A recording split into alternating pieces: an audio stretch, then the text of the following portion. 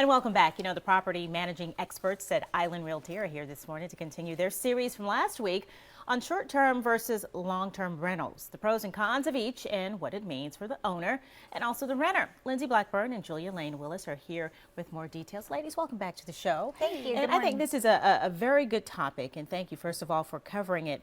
But you want to continue talking about the terms and policies in the Charleston municipalities based on some of the information from last week. So what's been some of the feedback that you've received? Well, a lot of people are just kind of left in limbo because they've always been doing the vacation rentals. Maybe they just didn't really look into the fact that they weren't allowed to. Yeah. And now they're left floundering a little bit, not sure what to do. Wow. Okay. So let's talk about the short-term and long-term rental rules in the different Charleston municipalities, because they vary, do they? Right. Very greatly, yes. So, for instance, on Isle of Palms, short-term rentals are allowed, but homeowners must get a permit from the city, and that the permit cost is based on the rental income that they would accrue over the course of the year on their property. So depending on how much you make, that's how much you pay for the fee. There aren't fines on the Isle of Palms since short-term rentals are allowed, as well as any other type of rental, so corporate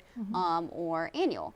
Sullivan's Island, the shortest amount of rental allowed there is 30 days. So you cannot rent for a shorter time than that. It has to be 30 days. And the same with you have to have a permit there for the annual rental. So that's the same type of sliding scale based on the value of the property.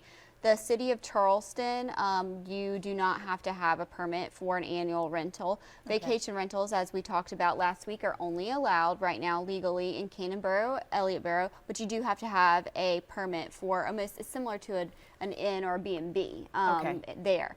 Mount Pleasant, no such thing is required, no license is required, nor so places like Daniel Island. Okay, so but you do need to check with your HOA because just a lot to make of sure HOAs won't allow will that. fine you. Now, so if an owner is caught renting without a permit, then or in an unregulated area, what are some of the fines that they can be charged with? The fine on Peninsula Charleston is $1,092 per instance. Per instance. Oh, wow. So is that like per rental agreement or days? Or just probably per rental agreement, but okay. Really, I think we're in new waters, so we're not really sure. I've seen HOAs fine someone up to $100 a day. Wow. Okay. And you don't want that when you're trying to do it. You want to make sure everything is up on the up and up. But what are some different things that an owner should consider when making these decisions?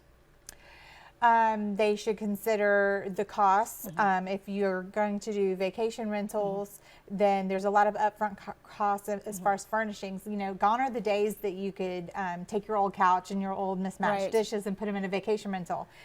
People who are renting are really looking for a grade A, you know, new furnishings, very insurance stylish. rates too. They need you to need to check on your insurance because there are different rates depending on what type of renting you are doing. Okay. And taxes, accommodation taxes, property taxes. Absolutely. Now, what different rent projections for vacation, annual, and corporate rentals are there? Well, it depends on the quality of the home, the furnishings, and things like that. But a rough estimate: a 3-bedroom home in Mount Pleasant would garner about $30,000 or more per year. Wow. And that's with them paying all of the utilities and all that. A 2-bedroom condo in Mount Pleasant that's on a corporate rental would be $28,000. So again, and the upfront costs aren't quite as much. I mean, you want the basics and furniture and things, but it doesn't have to be fancy. Okay.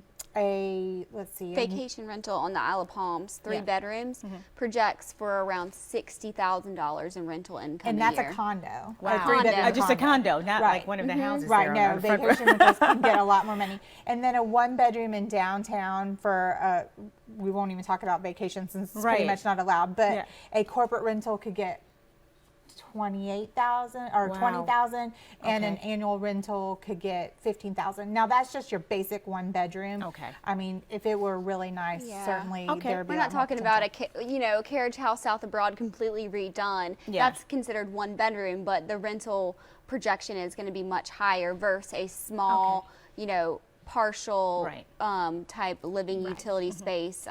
Now, right quick, where are some of the emerging areas for corporate rentals? The I-26, 526 corridor because there's easy access all over the city. Isle of Palms and Mount Pleasant, of course, are very desirable. Yeah. And even up in the Somerville, Ladson area for people who are working at a lot of the big industrial sites in Dorchester and Berkeley County. All right, and finally, in closing, where can someone who's interested in finding out more, including rental projections and all of that, where can they go to get more information?